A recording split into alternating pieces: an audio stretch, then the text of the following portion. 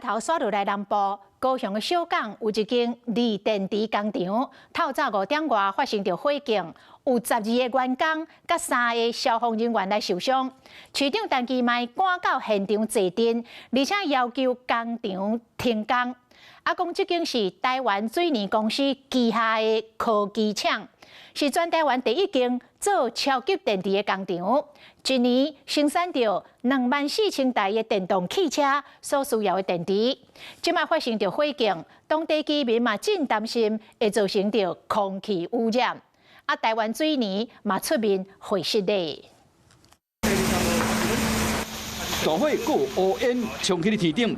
火烧厝的是三元能源科技高雄锂电池厂，是台泥集团的旗下全台头一座超级电池工厂。Have your Tesla almost anywhere.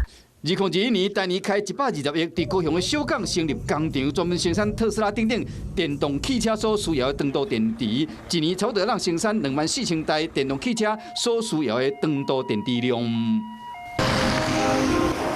根据了解，超级电池一般是用伫电动车的大规模电池，是一种有电容器甲电池优点的装置，会当快速充电甲放电，有较长的循环寿命。因为锂电池若导火了后，会产生大量的烟、甲热，甚至会爆炸或在地乡亲真烦恼，会影响到空气。但是呢，我说有时候气呼不上来，不太敢呼吸啊。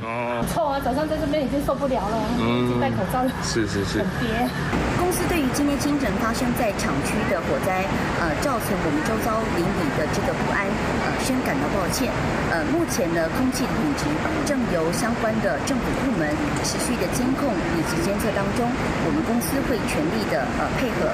环保局到现场检测，现场测出着微量的氢氟酸，场外无测到。虽然讲空气有较歹，不过无测到有毒的气体。是讲嘛是提醒小港区大邻里、3邻里、2邻里、店镇里、3邻里的乡亲，他们关好好。环保局判定这个工厂违反空污法，将会罚10万到500万的罚款。Hello， 我是蒋欣梅。想要抢先掌握最及时的新闻资讯吗？赶快订阅、按赞、开启小铃铛，锁定华视新闻 YouTube 频道。